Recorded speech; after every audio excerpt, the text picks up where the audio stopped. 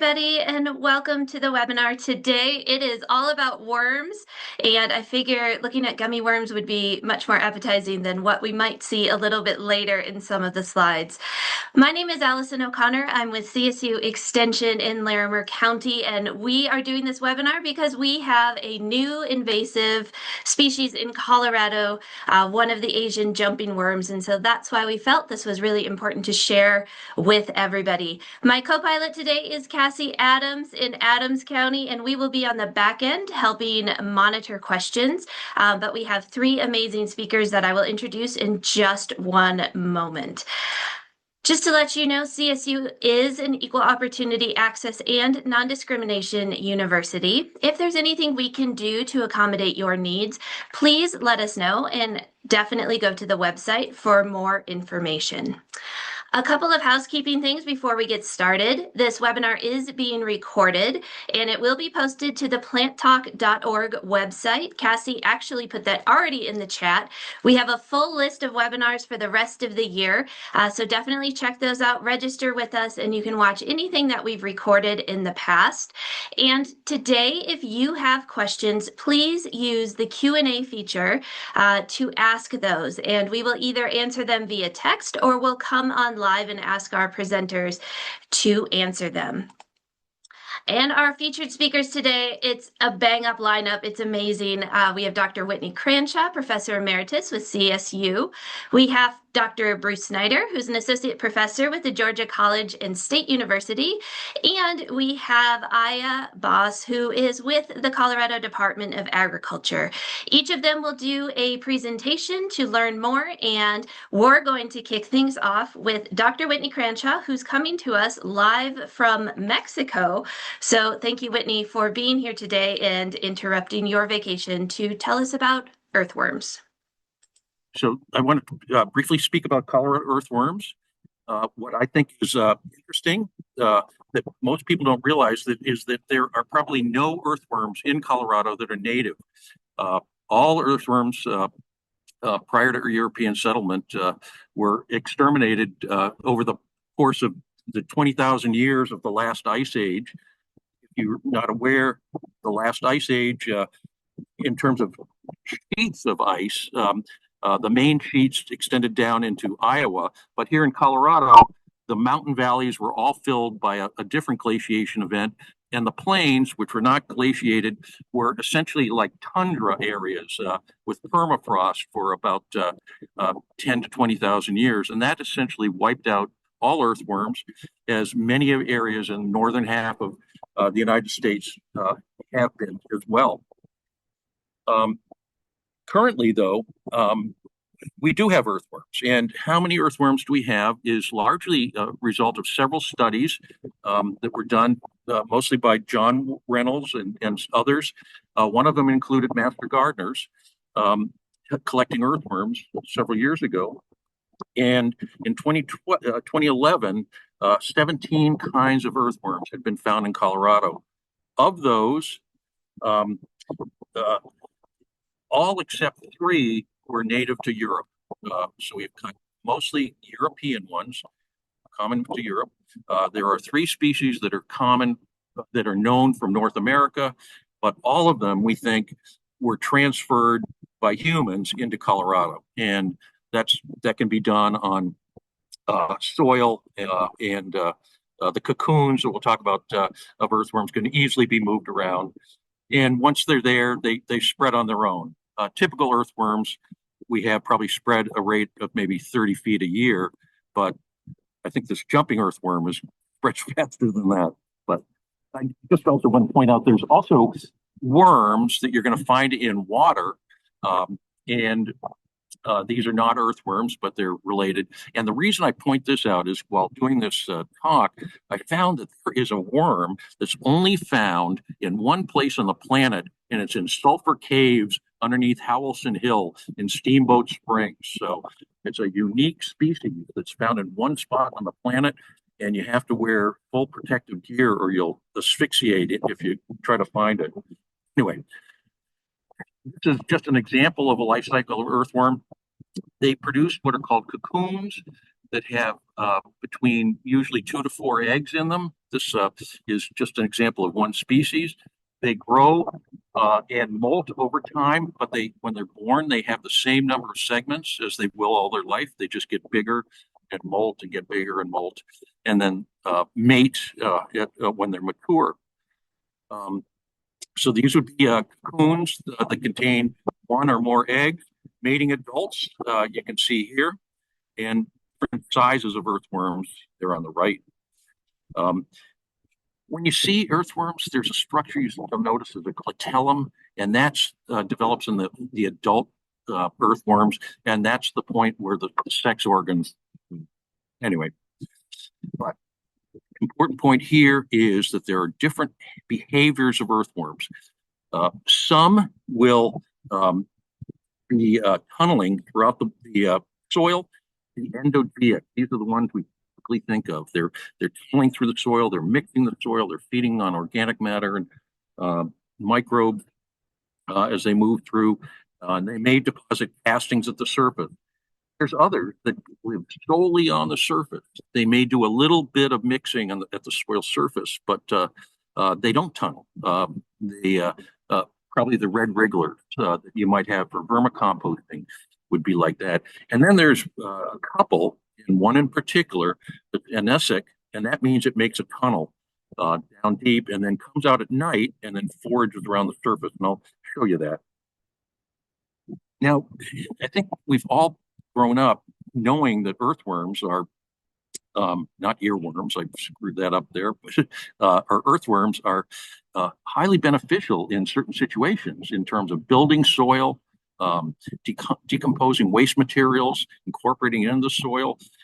There's also a lot of attention in terms of how earthworms can be useful in carbon sequestration. And yes, earthworms can have immensely beneficial effects. And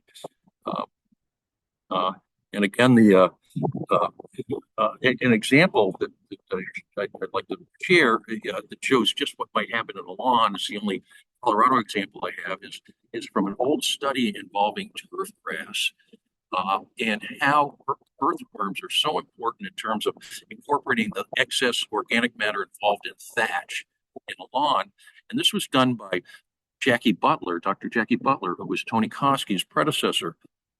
And he did a study over a couple of years, establishing a new lawn that had earthworms in the site. This is what the thatch layer looked like at the end of the trial. But the other treatment he had at the time was an insecticide, now long banned for good reasons, that was extremely toxic to earthworms. And as you can see, the layer of thatch was enormous. So, in this context, in a lawn, earthworms are extremely important in having a healthy layer of thatch in a lawn is the point I'm trying to make here. And of course, they have these other benefits, aerating the soil, improving water infiltration and the like. But earthworms were wiped out over much of the northern half of North America during the last glaciation event, which happened between 30 and 10,000 years ago. And the main ice sheets came down here, but Colorado, it was glaciated here differently. The Pinedale glaciation, very thick glaciers in the high country, and then more tundra-like again on the plains. This map here shows a relative percentage of how many the earthworms that occur in different areas of North America are non-native or alien. So the dark blue would be a very high percentage of all the earthworms we know to occur being non-native. Now, again, getting back to this concept that different earthworms feed in different ways. The epigeic ones feed on the surface. The endogeeic ones do a lot of tunneling through the soil. And then we have the anessic one that make permanent burrow, come out at night and forage around the surface and then defecate around the burrow.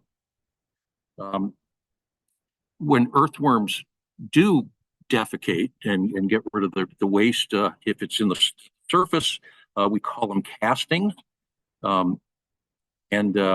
Actually, I guess we always call it castings, but they might be quite visible in some situations, little clots of soil that were deposited by earthworms who had been tunneling in the soil.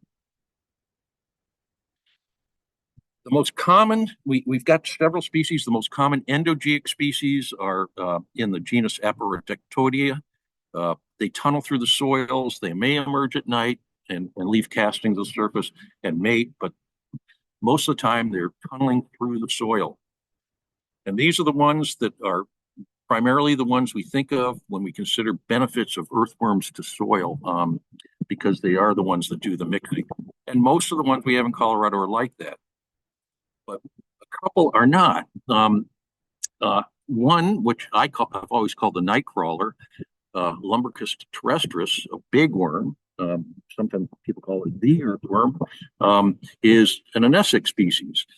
And that means it makes a permanent burrow in the soil that may go down several feet and then comes out at night and then pulls in all the kind of organic matter around the surface of its burrow entrance, drags it into the hole, and then consumes it there, and then deposits its castings at the surface. So they create a semi-permanent burrow or a permanent burrow. I think you can see that maybe on the right here. And again, they consume most of it within the burrow. Just as a little note, the first time I ever really ended up thinking about Colorado earthworms involves the picture on the right.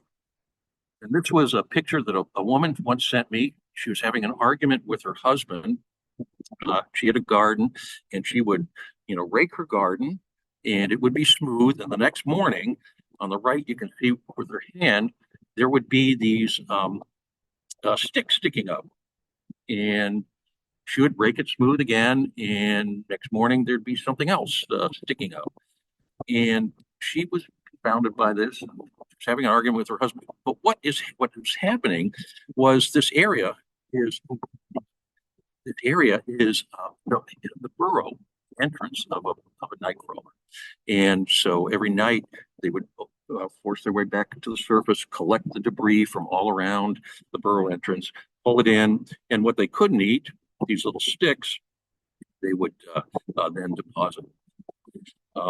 They'll mate at night. Here's two of them, each one still in their respective tunnel, but they'll come out and mate at night. Anyway, so that's the night crawler. There is a relative of the night crawler, same genus, another pretty big worm, sometimes called the red worm, right, or a red worm. It instead feeds on the surface, kind of stirring up the material on the surface of epigeic species. Now, whether earthworms can be beneficial or not depends on context, and this is a comment from a study that kind of covers this. In general, presence of earthworms beneficially affects plant growth and plant competition where they're native. In contrast, they can exert contrasting effects in ecosystems that develop without their presence. Non-native earthworms can produce different effects. And here in Colorado, or getting back to just the night crawler that we do have in Colorado, the night crawler is a highly invasive species in northern forests because it is not native there. And what it does is it takes so much of the plant surface debris, the fallen leaves, and feeds on them and degrades that thick layer of slowly decaying plant material that nourishes the forest floor, and which the plants have evolved, the plants in the northern U.S. and Canada have evolved to have this thick layer of slowly decomposing material. The earthworms decompose it much faster. There's one other epigeic species that you might use, one that feeds on the surface, are red wrigglers. So many of you may be vermicomposters, and I am, and they're amazing for taking care of kitchen waste and the like. But these are not the earthworms that will help you in your garden. They are epigeic species. They do not tunnel. So I talk to people who want to have red wrigglers, and they put them in their garden, and they think they're helping their garden. And I don't think that works in Colorado. I think they just die if you put them out. That's not their habitat. The in Colorado, I think earthworms can have value, can and do have high value in improving conditions in human-altered irrigated sites. Having the earthworms from Europe in our gardens helps. In our lawns, they help. And these are irrigated, and these are areas where earthworms can survive. The main places, and I think this is what we'll talk about more, might be at risk are natural sites that are moist enough to support earthworms, high mountain meadows, and areas around streams and like. Who knows what could happen? Maybe things are already happening. There's certainly plenty of earthworms in the mountains now around ski resort areas. So anyway, those are the main comments that I had. So I'm going to log out now. And Whitney, before you leave, if you wouldn't mind answering a question, would there be multiple species of worms in the same area? So could there be night crawlers and then also other Yes, species? Okay. absolutely. Absolutely. Yes. Yeah, they're a mixture. It depends on what got brought into an area. So night crawlers and you know, I probably kinds of earthworms in my yard in Fort Collins. I certainly have at least three. Amazing. Well, thank you, Whitney. We know that you are on your way to other destinations in Mexico. So we appreciate you Yeah. being here. And we can thank you for your time and we can transition to Dr. Snyder. All right. So thank you all for coming today. Thanks for having me. I've been working on this group of Asian jumping worms for about 20 years now. So hopefully I'll be able to provide some additional context. And thank you, Whitney, for your presentation. It's touched on a lot of things that I am also going to touch on and hopefully expand on some of those areas as well. So waiting for my screen to advance here. There we go. So my plan is to talk about, again, a little broader context, talk about some more general earthworm information,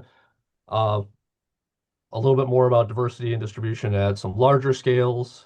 And then we've heard about earthworms in Colorado already, so I will kind of quickly go over that. A little bit about how earthworm introductions have occurred and the effects that are known from them. And then we'll get into this particular group of earthworms and how they spread and some potential management options. So earthworms are one of the largest soil invertebrates. There's one of the most conspicuous ones and certainly ones that people are most familiar with. And people are generally well aware of their important effects, as Whitney alluded to in his talk. And in general, it's believed that earthworms are good. And as we just heard, most of the time they are, but then there are some exceptions to this as well. And another thing that I'm going to try and highlight is that there are a lot of general misconceptions about earthworms that do tend to persist. So for example, I love this cartoon, but it's illustrating the idea that earthworms can be cut in half and that will make more of them, and that's not the case for earthworms. If you cut them in half, you tend to get 2 dead earthworm pieces. So looking at the broader picture of earthworms, you've heard about Lumbricus terrestris, the night crawler, which a lot of people just think of as the earthworm, that there's just this one earthworm, and then that's a common misconception because you do see them a lot of places where you don't have other types of earthworms. But they're really a very, very diverse group. There's about 3,500 species worldwide. They're found basically globally, except where it's too cold or where it's too dry. And while we tend to think of these sort of smaller, brownish, grayish earthworms, like this native species here, there's a really broad range of color and size and lifestyle, from some of our tiniest worms that are maybe a couple of inches long to this picture from a colleague from Brazil of a 5-foot long earthworm that they had dug up. and they can be quite colorful in some situations as well. In North America, there, at least in the US and Canada, there are about 180 species that are so far known. About a third of those are not native to North America. A chunk of them are European, and there are quite a few Asian species as well. And as Whitney mentioned, glaciation really has a big impact on where native earthworms have been found. And so on this map here, this black line represents the maximum extent of that glaciation, those ice sheets on the northern half of the continent that really pushed earthworms south of that. And so that glacier was at its maximum extent about 15 to 20,000 years ago. Okay. To kind of focus in a little closer on this, just again, thinking just about those native species, we tend to think of these in kind of two groups. We have what we tend to think of as the eastern fauna. I suppose that would be east of the Continental Divide, or maybe east of Colorado. And then we also have a more western species, and not exactly on the coast, but sort of all along that coast and somewhat inland. And then that leaves this kind of big gap in between those two faunas. And we tend to think of this as one of those places where it's just too cold or too dry for the most part. But you can also see that there are a few little pockets within there where there may be some naturally native earthworms. We think about this for our non-native species, the distributions are a little bit different. So glaciation really doesn't have an impact on most of those species because they've arrived here after that glaciation. So here is a map of a couple of the species you just heard about, both in the genus Lumbricus, and they do not care what side of the glacial maximum they are on.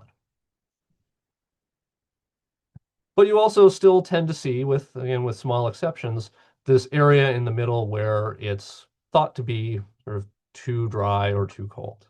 Right? The climate really makes a big difference. And even at the very local scale, the habitats make a big difference. One caveat that I do want to put in here is that our data is not great. All right, so these maps that I've been showing you are from a publication in 1995. And even if you look at some more recent data, so this is a distribution just of Lumbricus rubellus, based on published records and museum records, you can see there's a lot of blank spaces. These are areas where it hasn't been recorded, but a lot of them it probably hasn't been. We haven't really looked in those places as well. Sort of even our sort of state level checklists are not great. So there are definitely some generalities in what I'm presenting today. As Whitney said, there have been some publications on earthworms in Colorado.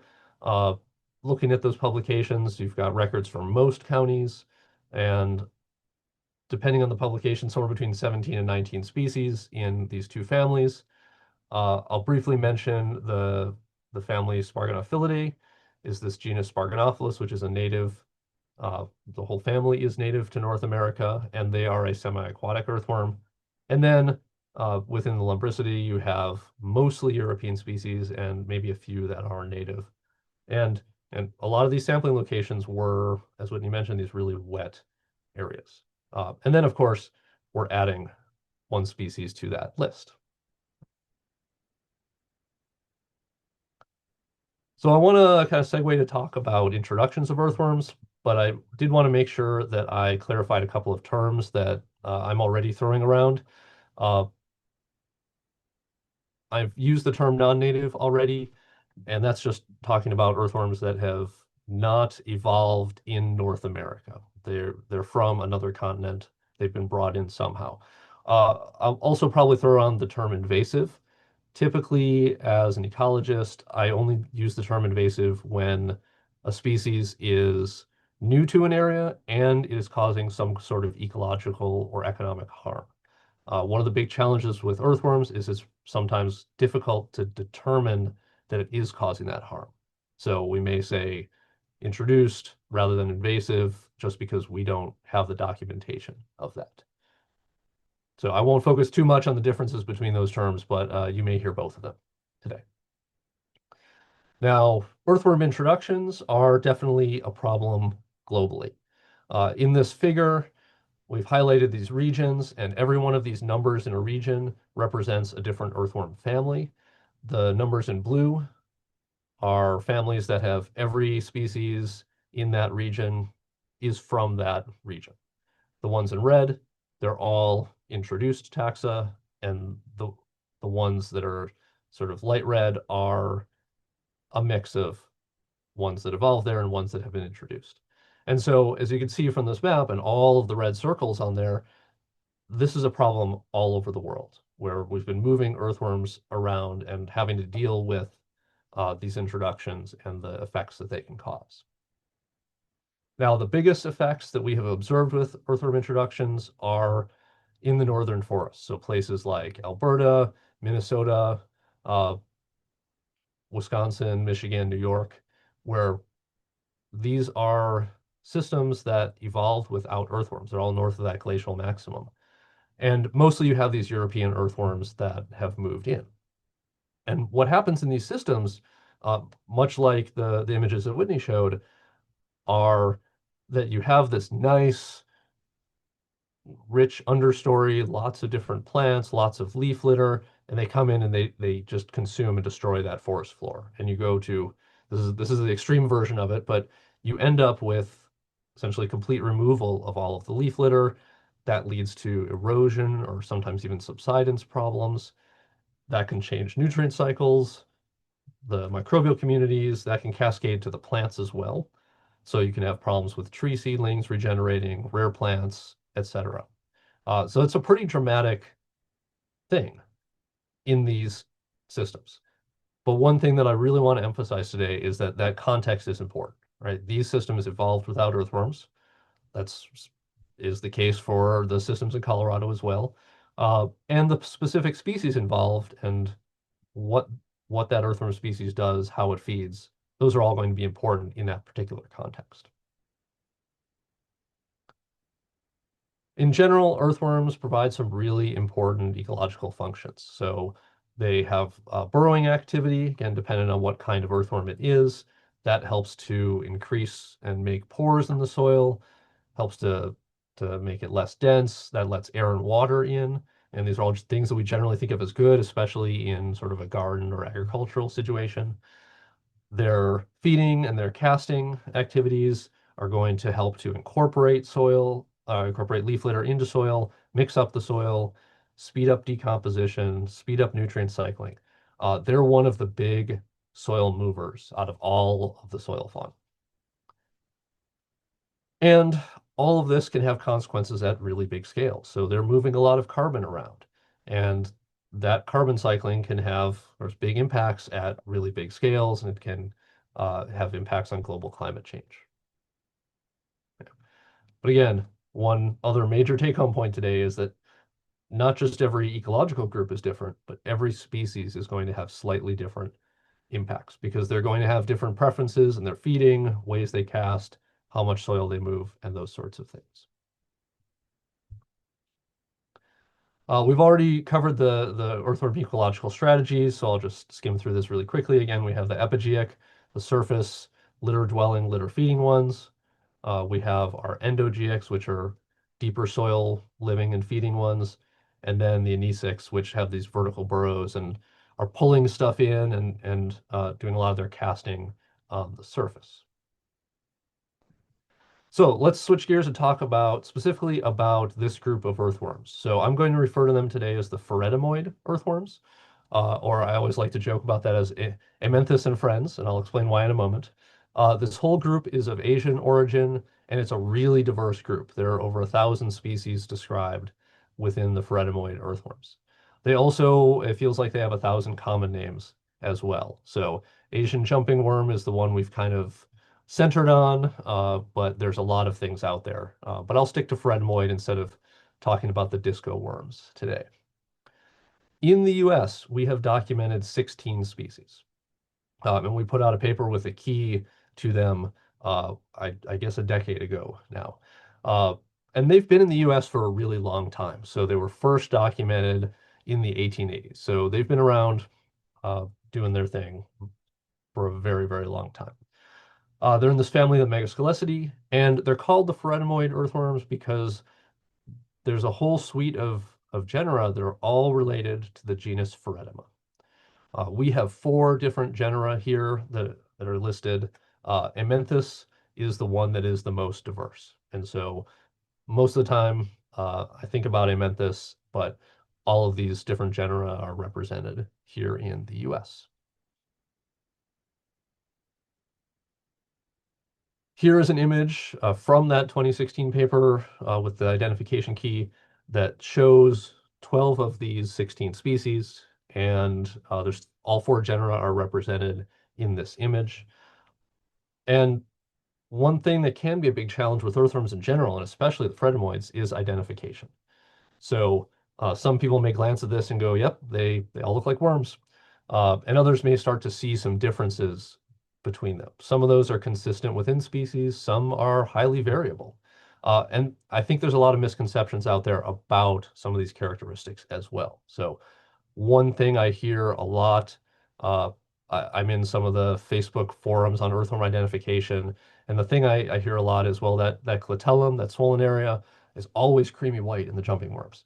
And you can see from this picture that color is highly variable across these species. It's pretty variable within as well. And the clitellum color is pretty variable as well. So it's something to be careful about in working with these earthworms. Another thing that's really challenging is sometimes you get co-invasion. So there are several species of this group that tend to invade together. And that's a little bit different. I haven't seen that much in the southeast, but in the northeast, you tend to have 3 species that are all invading at the same time. And so being able to identify them 2 species and separate their different effects is pretty important. So there's been a lot of work recently, and maybe recently is going back 5 or 10 years, but we've been thinking about this as sort of a second wave of earthworm invasions. So we have, at least in North America, native earthworms. We've had the European earthworms, which have been here for as long as Europeans have been coming here. And now we have this wave of these Asian earthworms as well. And so in addition to this new discovery in Colorado, in the last couple of years, they've discovered invasions in California. There's going back a little further, there's some in Kansas and Wisconsin as well. They've also documented a lot more of these earthworms in the northeastern US. And some people are thinking about that as an expansion. I'm not sure if they're truly expanding their range or if we're just looking for them and finding them a lot more often. This has also generated a lot of media attention. And so there's been some very interesting articles that have been a little over the top in saying, oh, well, they can jump a foot tall, and they really can't quite do that. But there's definitely been a lot of interest and a lot of nervousness about these new invasions.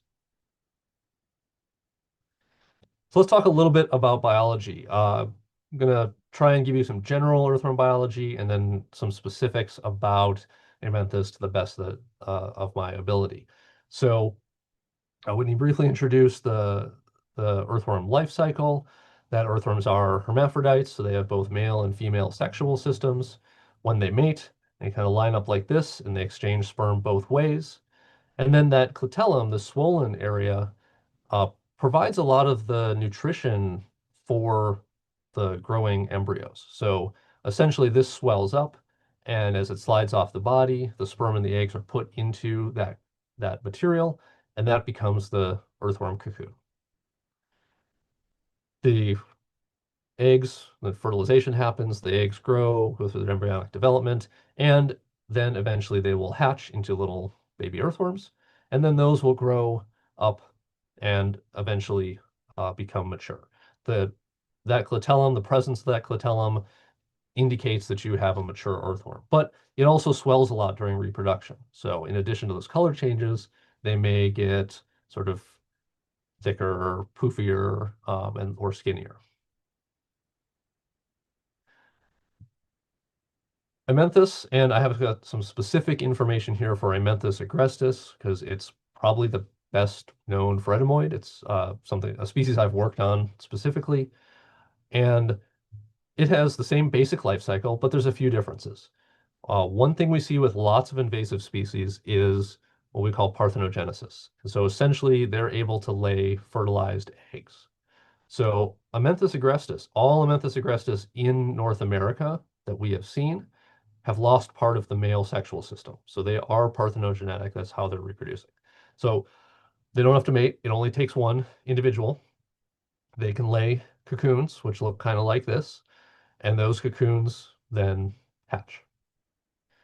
The cocoons are pretty small. They're around 2 millimeters diameter, maybe a little bit less. Here's a whole tray of those cocoons, and it's hard to see, but there's a little millimeter scale up at the top. Here's a couple of cocoons and a couple of hatchling earthworms as well with your millimeter scales down here. Okay. These typically have one earthworm per cocoon, but they produce a lot of these small cocoons. Occasionally you get two out of a cocoon. Another thing that's really interesting about their life cycle is they appear to be annuals. And so this whole life cycle happens within 1 year. They overwinter as cocoons. They hatch in the spring, and I'll leave spring vague because that depends on elevation and climate and that kind of thing. They get bigger and bigger until they're mature into the summer to fall, and then they lay those cocoons. One challenge that I'll mention now and come back to later is not all of those cocoons hatch every year. So some of the cocoons can last longer, but from hatching to laying more cocoons is just within a year. One thing that kind of separates the pherenemoids from some of the other earthworms is they've got a lot better movement ability. So earthworms all have little hairs on them that we call setae. Most earthworms look like this, where they've got 4 pairs of setae, mostly on the side that's facing the soil. Pherenemoids have a whole ring on every segment, can be up to 40, 45 of them. This is what that looks like under the microscope. All these little dots are those setae. That lets them move around very, very well. They can climb up surfaces that you would not think an earthworm could climb up. And they tend to move in this very serpentine or snake-like motion. They also have some very characteristic defense behaviors, and this is where the whole jumping worm thing comes in. When they're disturbed, they'll thrash around. I'll show you a video of that in a moment. They can kind of jump. I've picked them up and had them basically flop out of my hand. And they also have the ability to self-amputate their tails. And so sometimes you pick one up and it's wriggling around, and all of a sudden you've got, like in this picture, a little piece that stays there, and then the front half gets away. And that's a pretty effective defensive strategy. So we'll see if these videos will work for me. Not that.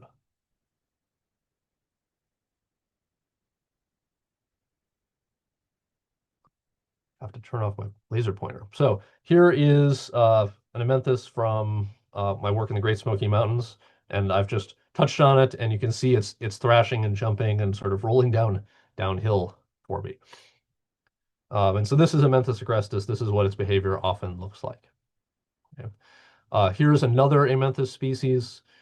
This one was from Middle Georgia, and its behavior is pretty similar, right? Maybe not as jumpy as the one in the previous slide, but you can really see that kind of snake-like motion, right? You touch it and it jumps and thrashes, and now it's just trying to wiggle away and get someplace that's a little bit safer for it.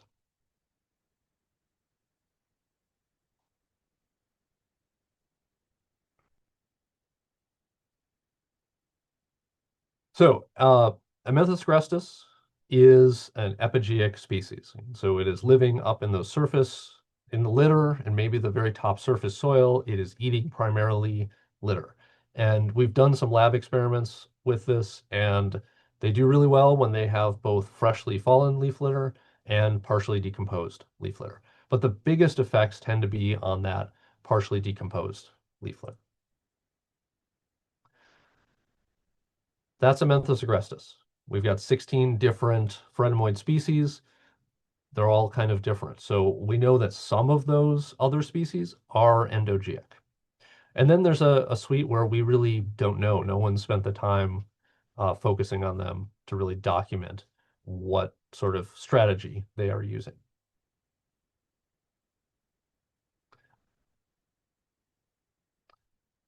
So they're really enjoying eating that leaf litter, especially that partially decomposed litter. That tends to lead to reductions in the amount of built up leaf litter.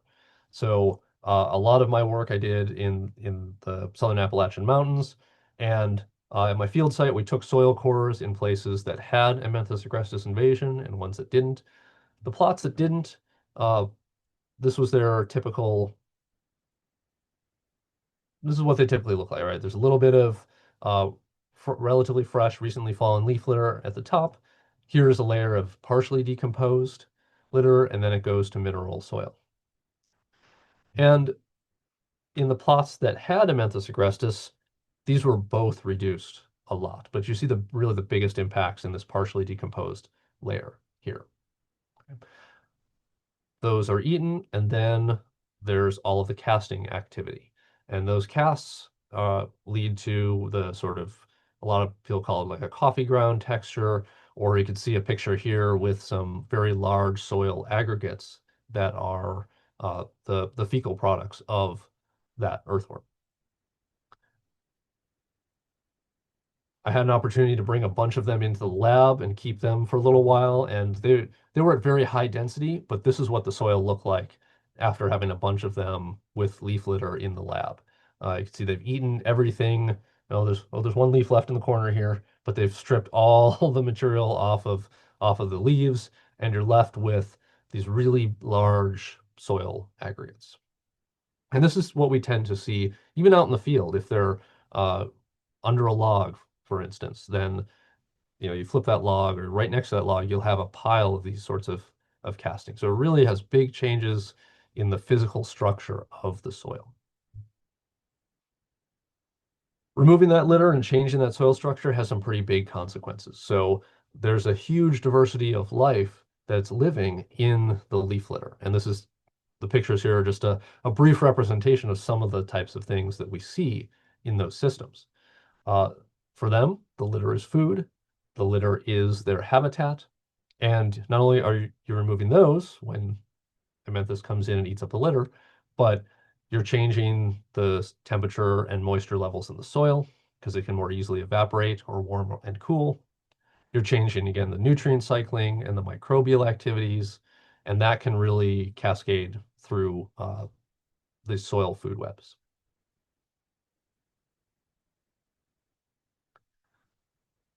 We haven't looked at all of those species and the specific effects on all those species, but the other group I work on is millipedes, and we have looked at the interactions between Amenthus agrestis specifically and millipedes at that same field site where we had the soil cores. And what we found, in short, is that when the Amenthus agrestis moves in, you get fewer millipede species and fewer millipede individuals.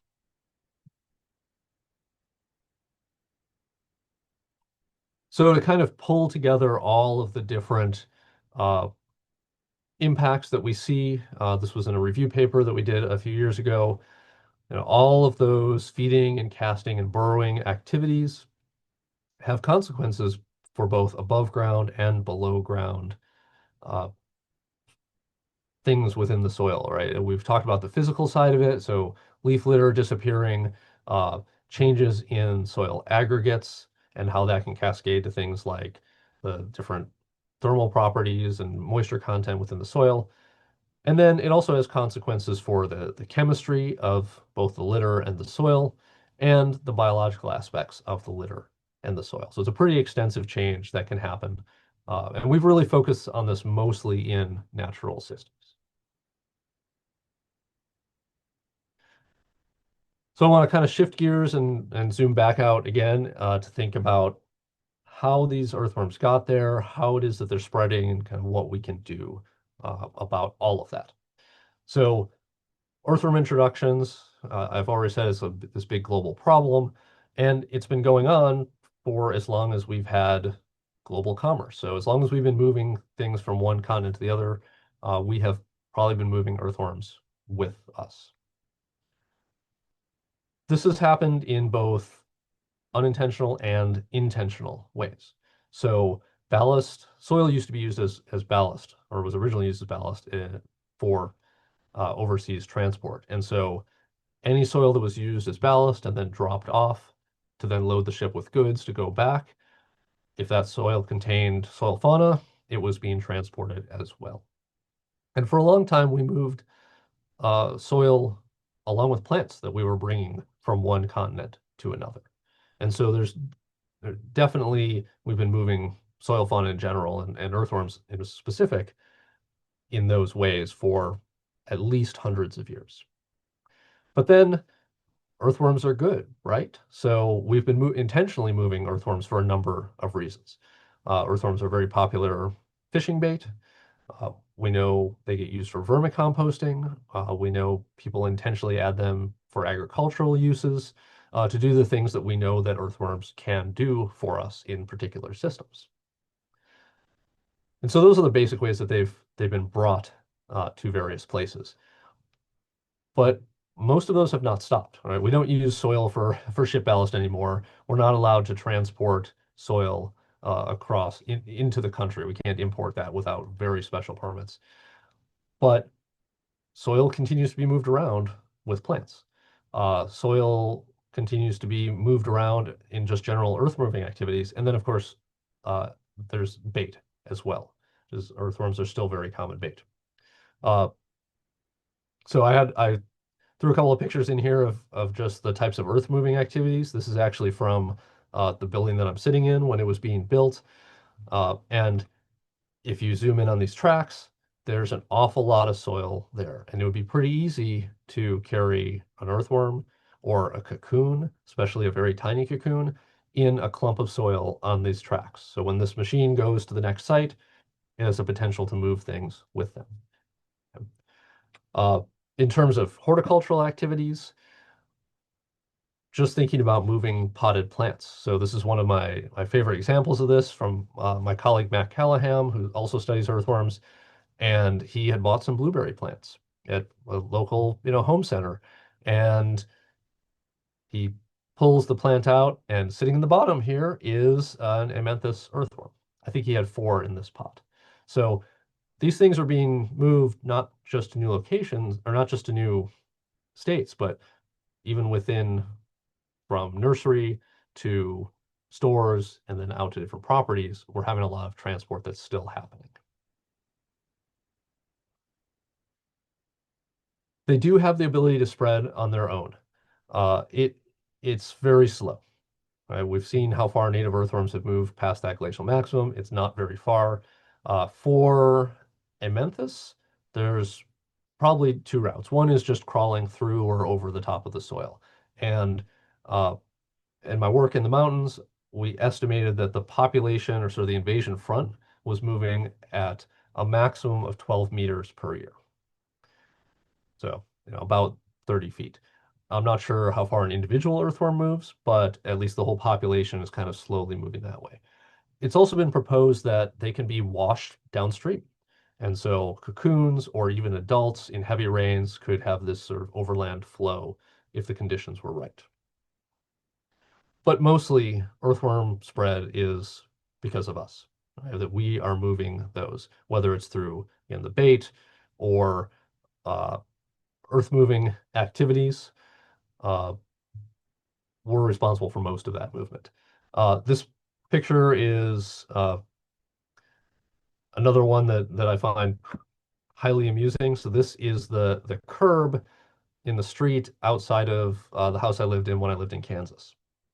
I was in Manhattan, Kansas for a while, and I was just cleaning up the gutter and trying to cut out this grass that was in there, and look what showed up underneath that clump of grass. These are Amenthus earthworms. In fact, I think there's another one in the back hiding here. All right, so it's very easy if I had scooped this up and then thrown it into my own compost pile. Now I've moved it across my yard. Or if I then took this and threw it into the yard waste, then these are potentially being transported to that yard waste dump and then could be transported further from that point. So there's a lot of ways that we can move them, and we are moving them around. Amenthus specifically, we know has been used for bait. They're called Alabama jumpers around here. Again, many common names. We know with soil, it's been documented some Amenthus species moved with river sand or leaf litter, and then a lot of other sort of horticultural type materials like mulch, wood chips, or compost as well.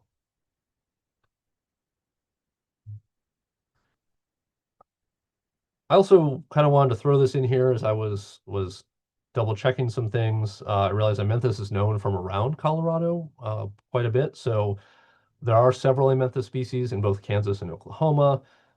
One species, Amenthus hoopiensis, which actually is this one here, is a little bit more semi-aquatic. That one is known from Utah in an ecoregion that is that continues into Colorado as well. So they are around. So let's talk a little bit about management. So managing these invasions are also something that is of global concern. And I actually worked a few years ago with the IUCN and the EU to put out a publication that basically summarized all the available management options. So this document is out there and publicly available, and I'm always happy to share any of these papers as well. And so we're looking at in their specific framework where they're mainly thinking about member countries in the EU and ensuring that we keep these earthworms out of those countries. And if they do get there, what do we do about them? But pulling together all that information. One take-home message is that once an earthworm is there, once it is established, it's pretty much impossible to get rid of, right? Short of total ecosystem destruction, it's going to be tough to eradicate that population. And there's a number of reasons for this. They produce a lot of cocoons. Those cocoons form kind of a cocoon bank, so sort of like a seed bank. And so they're there for years at a time. They're pretty small, so you're not going to very easily be able to go through and just pick out the cocoons. Because of that parthenogenesis, you only need one individual to be able to establish a new population or reestablish a population. And to my knowledge, and you're going to hear a little bit more about some new research about this, that there's no pesticide or other technique to be able to reach every single individual and kill them all. Right? There may be some things that we're developing, and we'll get into that a little bit. But a soil is a really difficult medium for removing pests in general, especially something that can be small and can have this cocoon form that may need different sorts of management. So it's a big challenge, and I think the general thought is you cannot eradicate them. You can manage them. There are some options for that as well. So I want to talk about a few ways that we've thought about managing earthworm introductions and invasions.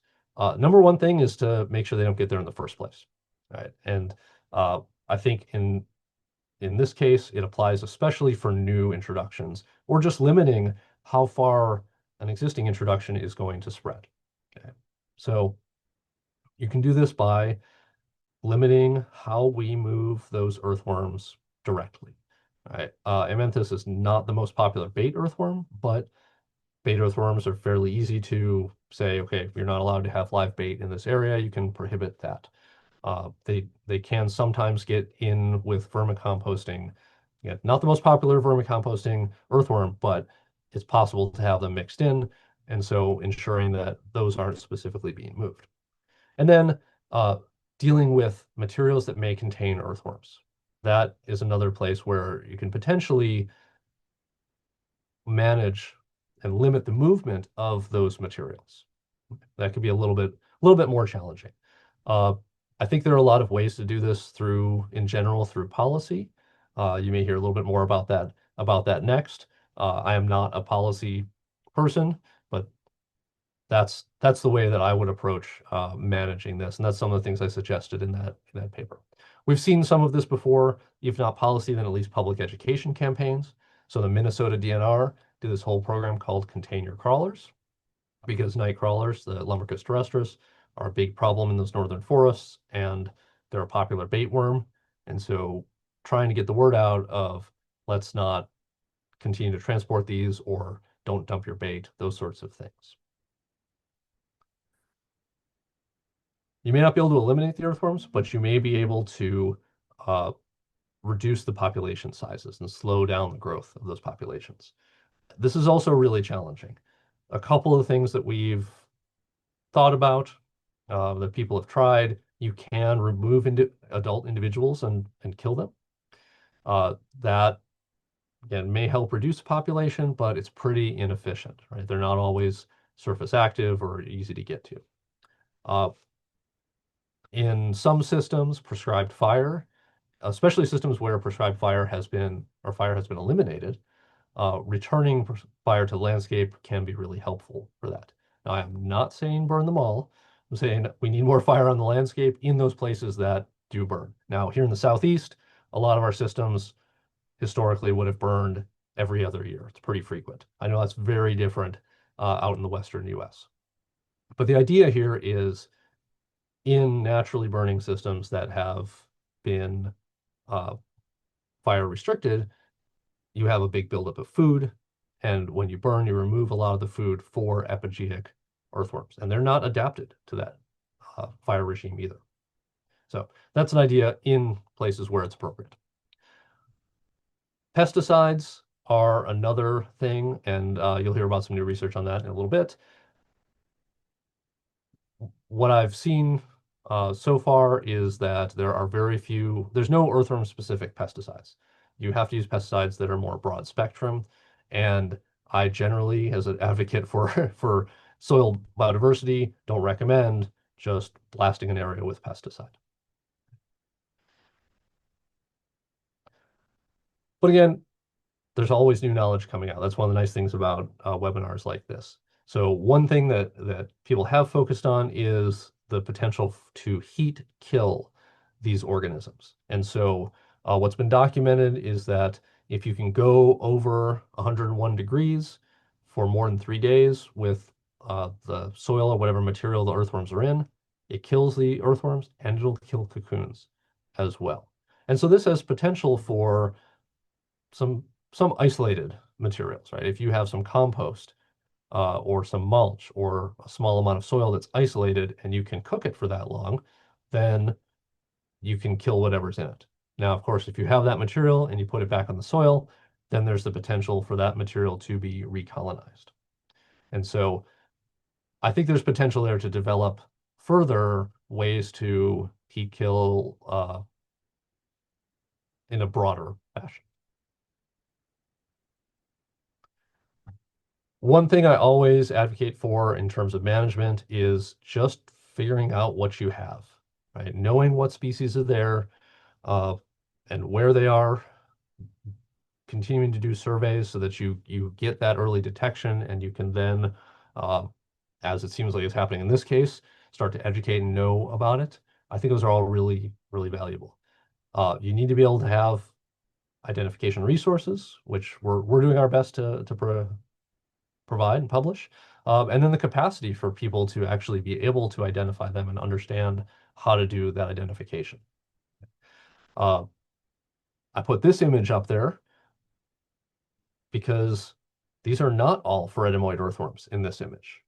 Right? And so that may, again, some of you may be looking at this going, those worms look different. And some of you may be saying, well, they all look like worms. And you need to have those people who can identify them. And there's just not a lot of people out there who can do that at this point. And the other thing that I want to say is really important is confirming all those records, verifying that you've got the right species, and then publishing those records as well. So that information is available to the public, to the scientific community, to the policymakers, so that they know what is where. All right. And with that, I think I've reached the end of my talk. Thank you again for having me. I think I'm right on time, and I'd be happy to answer questions now or later. We do have a couple questions, Bruce, while Aya gets settled and her presentation up. So a couple things is, one is like, vermicompost heat treated, or is there any chance of eggs and cocoons coming in that soil amendment? So I'll start by saying I don't do vermicomposting. I haven't worked in the systems, but if compost generally gets warm, but it's not getting warm enough to kill these. So if you're doing vermicomposting and then you have material that comes from that, you would then have to go through a heat treatment process. And that heat treatment would be that should kill what's in there, as long as you're keeping it up above that critical temperature for long enough time. Excellent. And then it may not be in your realm of expertise, and maybe I know Aya might cover it, but buying bare root plants, is that a better suggestion for not moving it with nursery stock? And understanding that bare root plants are not commonly sold to a lot of consumers. Yeah, I think if you don't have any soil, you don't have a place for the earthworms to be. The cocoons and earthworms have to remain moist. That's a bit of biology we kind of skipped, is that earthworms all need some moisture. They breathe through their skin. And so if they get too dry, then they're going to die. That's why we sometimes see them on the sidewalk dead. I don't know why they chose that place to be, but they got dried out, and that's why they're dead. Cocoons are the same way. They have some resistance to drying out, but it's not going to take very much for them to become non-viable. And so bare root, I know it's more difficult to do, but I think it is it's a functional approach for making sure you're not moving them. Excellent. There's a bunch of other questions, but we will get to them after Aya does her segment, because I think some of them may be answered by her presentation. So thank you, Bruce. Appreciate you. And if you can stay on, that would be amazing, so we can have some discussion at the end. Aya, you are up. Okay. So, hi everybody, my name is Aya Boss. I am the State Survey Coordinator for the Colorado Department of Agriculture, so I monitor invasive species. The scope of this possible infestation, it could have been going on for 3+ years. The homeowners and the landscaper have been there for a while. The landscaper had been trying to clean tools, etc., between job sites, but he was unable to create a new compost site for all the compost they were taking off the property. And he worked there for about 3 years, and he was the first one to notice it. The homeowners didn't do most of the gardening directly. They usually had a landscaping company do it for them. So they didn't notice this until about 3 years ago, when it got pretty bad. And it was kind of funny. Their dog is a doodle type of dog, and it was trying to eat the worms. So that definitely caught their attention, and they realized there was an issue with the worms, but they weren't sure why they were so prolific, and they didn't realize that they were not jumping worms either, or that they weren't earthworms. They also noticed that when they were mowing the lawn, the worms would jump up into the air, and they were never seen that before. So they were concerned, but they weren't sure how to direct those concerns. So we're trying to spread a little bit more public information, so that if anyone does have any experiences like this, they do know what it is and they know who to talk to.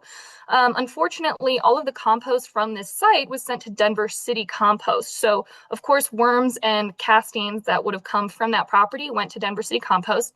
It's also, I want to make this pretty clear, it's not confirmed whether this is the origination point for the infestation. In fact, we're pretty sure, based on their records, that it's not where the infestation originated from. So please, nobody harass the homeowners. They are victims in the situation as well. But because the compost was sent to Denver City Compost and Denver City Compost was used at this home, it's possible that that is a vector transmission point for some of the worms, and that some of the compost at that facility is infested. There's also a possibility that the neighborhood itself was a bit infested because we had a couple of other people say that. So when we went out to do the investigation, there was an initial investigation in October, and I collected some samples. This was a secondary sample taking because the landscaper had actually brought in samples to the CDA that we tested, confirmed that they were Asian jumping worms, went back out, got a second sample. Those were definitely Asian jumping worms. And then our third sample, by that point, it was October and the weather had gotten pretty cold. So we weren't able to confirm if there was additional infestations, because even at this property where there was tons of worms a few weeks before, there was barely any worms. So if there was in other neighborhoods, we weren't totally sure. But there was a couple of people in that neighborhood when we canvassed the area who said that they had also noticed coffee ground soil. So it's possible that it's kind of throughout that neighborhood.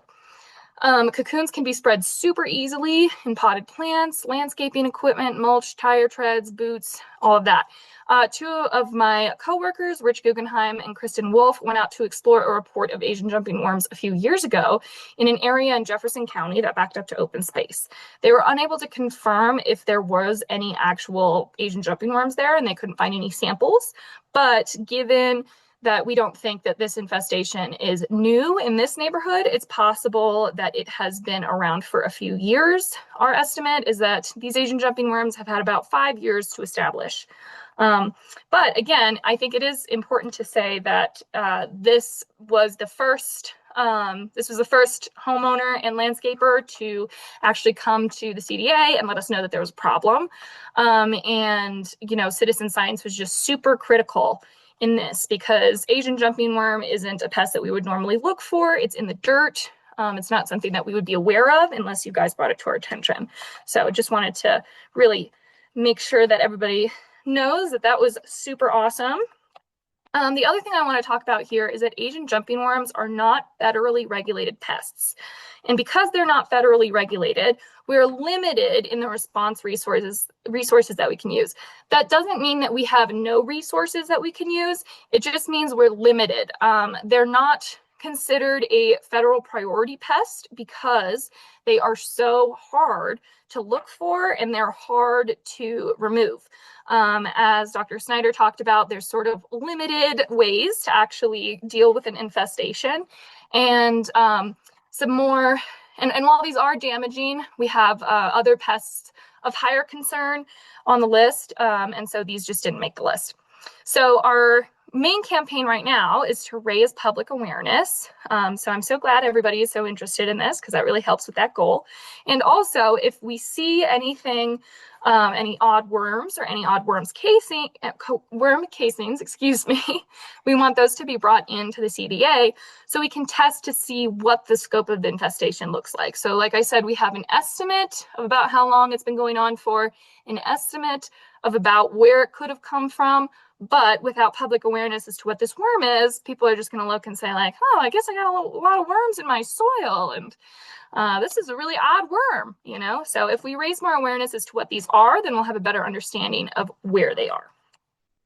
So the testing that we're doing is through the California Department of Agriculture. California has also experienced Asian jumping worm infestations, which is why we're working with them. They have an excellent doctor, Dr. Kevin Williams, who is testing them genetically. You can usually tell by the way that they look and the way that they thrash around that they're Asian jumping worms. But there's a lot of worms that look very similar to Asian jumping worms. And I had a lot of people bringing me regular earthworms to the office. Actually, the secretary got mad at me. She was like, you got to stop. You got to stop bringing worms in here. I have so many bags of worms for you. And all of those were negative for Asian jumping worm testing, even though they looked similar to Asian jumping worms, because they actually have to be genetically sequenced to see, we have to test their genome and their DNA to see if they're actually an Asian jumping worm or if they're another species that's similar to an Asian jumping worm, but not harmful. We have a National Plant Diagnostics Network agreement with the California Department of Agriculture, which is great because it means it doesn't actually cost us anything except for time to send these out and to get results back. So if you have some worms that you find that are really suspicious, please bring them into the Broomfield, Colorado Department of Agriculture office and direct them to Aya Boss, that's me, and I'll have my contact information later. So you can always send me an email. Please send me an email letting me know when you're going to bring some samples in, just so that I can avoid my very patient receptionist getting upset with all the worms. And I'll come meet you, I'll grab the worms, I'll send the samples to Dr. Kevin Williams, and I'll let you know the results if you give me your contact information and if you want to know the results. Samples, if you can't get them in right away, instead of just leaving them in a plastic bag, sometimes the worms will dry and they'll die in this plastic bag, and then we can't do anything with them. So samples, if you can't get them into the office immediately, should be put into the fridge or 91% ethanol. And I have to put them in 91% ethanol anyways. So if you have a vial, 91% ethanol, and you want to put them in there, saves me a step. If that's too complicated, just try to collect them pretty fresh, and they can stay in the dirt in the fridge for a couple of days before it starts getting sort of dicey as to whether they'll make the journey over. So that's the testing part of it. And then Dr. Snyder also covered this a little bit as well, so I'm just gonna roll through it quickly. But the number one thing we want to focus on right now is preventing them from spreading further. So one of the things we want to do is make sure that when we're buying plants, you are focusing on bare root stock, which means exactly what it sounds like. It means that the plants are not in any soil. You can also ask that they are bare rooted and potted into sterile potting soil prior to the exchange, so that you know for sure that there's no worms on them. When you're sharing and moving plants, always check for the worms. Don't use them for bait, vermicomposting, or gardening if you can, because usually what happens is they will escape into the system. And also they're not really that good for composting, honestly, because they don't cycle those nutrients that well. So we want to avoid more contaminations. When you're purchasing bulk mulch or compost, if you're a landscaper, please use a reputable producer that has heat treated the materials. So the worms, as we'll talk about in another slide, can't survive temperatures of over 105 degrees Fahrenheit. So if they heat treated their mulch, should be good to go. Other things to think about is that wood and leaf mulch are their favorite things to eat. So mulch with pine needles and native grasses are a little bit less attracted to them. If you regularly check your soil, keep an eye out for that coffee ground texture that we mentioned, that would be good. That's a telltale sign that there is a worm infestation. And then natural predators like birds, frogs, and beneficial insects will help keep those populations in check. So some of the other things you can do if you think you have an infestation is you can spread the bulk mulch compost soil, whatever you think is happening with them. If you have like a ton of soil, usually the worms are on the top 3 inches of the soil. So it might be kind of tough. This might not be the most feasible way to do it, but you can take those top 3 inches of soil off, spread them out on your driveway, and expose the worms to predators. You can also hand pick the worms out. This isn't going to kill any cocoons or worm eggs, though. So you might be killing off the adults, but not necessarily the babies. So another good strategy is to do a solarization package. And again, they won't survive over 105 degrees Fahrenheit. A solarization package is basically when you wrap the dirt in a bunch of plastic or saran wrap and you get it really hot. You put it out in the sun for 3 days and it kills off all the worms and the cocoons. But if you have a ton of soil, this can get kind of difficult, right? So if you already have these worms, another way to do it when you're hand picking them is to soak them in isopropyl rubbing alcohol. And you can also check your property for these worms with a mustard pour. This is something that you can see the guy on the bottom of this graphic is doing a mustard pour here. It won't hurt your plants. You just mix water and mustard seed and you pour it slowly into the soil, and any worms and sometimes other fun insects will come up to the top of the soil. If any of them look like the Asian jumping worm, they're thrashing, they have that white cuticulum, that might be something you want to bring in for testing. So, let's see. My slides aren't moving. Okay. The next thing I want to talk about is raising awareness in your community. We want to spread the word, not the worm. So you want to inform your gardening friends and your neighbors about the issue. Let them know that this is something to keep an eye out for. Anyone who might be in the dirt looking at worms, that would be a good person to say, hey, did you know we have Asian jumping worms in Colorado?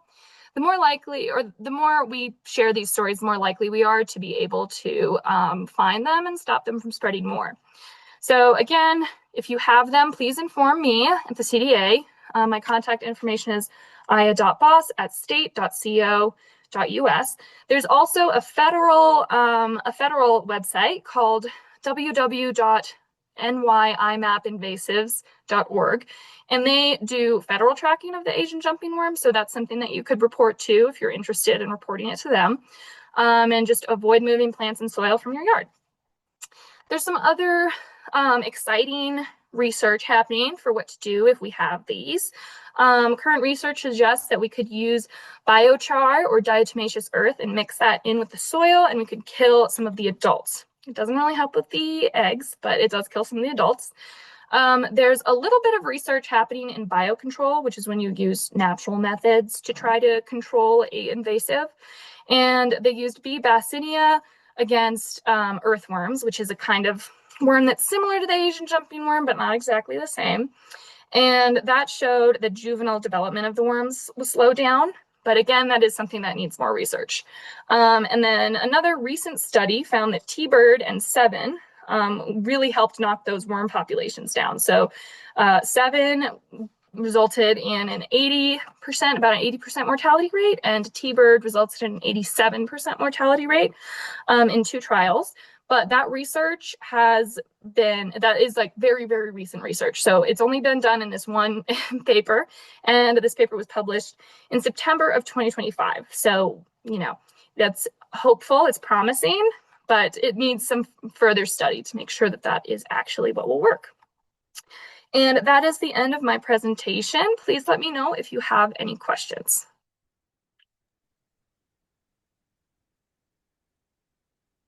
That was amazing. Thank you both. I think Cassie and I were mentioning that we had no idea about all of the extent of worms, not only nationally, but also locally. So we have kept up on questions. So if you do have questions, we will now ask. So the question is, and if you could clarify, Dr. Snyder, in their natural habitats, or Aya, if you want to, are the jumping worms considered to be a pest? Do they do as much destruction where they originated from? They do not.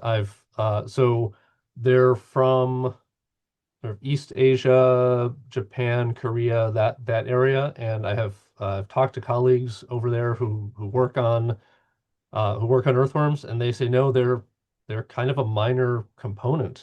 They don't tend to have these big population explosions, and that's really what drives a lot of these big impacts that we're seeing. So it's kind of interesting that they come to a new system. They have exposure to new resources. They have fewer predators probably, and then they're able to really function differently here. So very much like other insects we've seen, like emerald ash borer and Japanese beetle, where they're in their native habitat, they're there, but not as aggressive. Absolutely. It's a thing that we tend to see with a lot of invasive species, insects, plants, earthworms, all kinds of things. And there was a question about the Bipalium species. If you wouldn't mind mentioning that, it sounds like it's another species of worm that could have similar habitats to the jumping worms or habits. Yeah, so Bipalium is a flatworm, and so there's a whole suite of invasive flatworms, and a lot of those are either earthworm or snail eating things. So yay, they might eat some of the invasive earthworms, but boo, at least around here, they might eat some of the native earthworms too. And if you thought that our distribution maps were bad for earthworms, just wait, because those are even worse. Now, those are a little bit easier to identify because the color patterns are fairly specific. But they're really spotty. You do tend to find them in the same places, under rocks and that kind of thing. So yeah, they're around. Amazing. And would you, Dr. Snyder, mind just kind of recapping some of the key identification features of these worms? We have several master gardeners who are kind of our front line when answering and doing diagnostics. And I think worms are a new topic for a lot of us. So if you don't mind just kind of recapping those. Yeah. So I didn't go too into identification this time. And we're planning some things in the future, hopefully where we will get to be able to teach more people to identify, because we definitely need that. And while I'm thinking about it, I will also say it's really interesting that California is doing it all with molecular techniques, because I think I do a lot of morphology, and I would think it'd be easier to do it with morphology, but you have to learn it.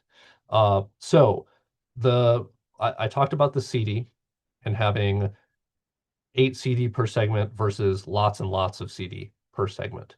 At least in Colorado, the only earthworms that would have more than 8 per segment would be the pheredamoid earthworms. So that, if you can see them, that would be diagnostic. They are difficult to see. The picture that I showed in my talk was through a microscope of a dead, preserved, formalin-fixed earthworm. So you can see it under a scope. You might be able to see it with a hand lens if you can get it to hold still. I think it would be a challenge to see, but if you can get a look at it, then it's clear. Well, once you know what to look for. Color is not great, but again, once you've seen a lot of them, maybe they sort of have this little iridescence to them. The clitellum color is, again, not great because it's so variable, but Amenthus agrestis does tend to have that sort of whiter clitellum. One thing you can use is the location of the clitellum. So in Amenthus, it's on segments 14 to 16. And in the other species that you have, those would all be much further back. So I think if you can get a clear enough picture and you can count and it's roughly in the 14 to 16 range, then that's something you need to be looking at more closely. That's probably going to be one of the best characteristics. The Lambricids tend to be in the 20s and 30s. Sparganophilus is 30 something. You don't have any other native earthworms, so I think that would probably be a useful one. Yeah. Any good visuals that you can recommend for us that we could send out to people? I think I could find some for you. Be super. Yeah. And then, Dr. Snyder, the key characteristic of jumping worms, and that's how they got this common name, is that they kind of thrash about. And is that really significant compared, because I think some people have seen worms like kind of move and wiggle and maybe, flail, but like this is more aggressive thrashing? It is, and especially with Amenthus agrestis, the species that you have so far, it does tend to be very aggressive. There are some species of earthworms that kind of like flip in and out. They sort of do this.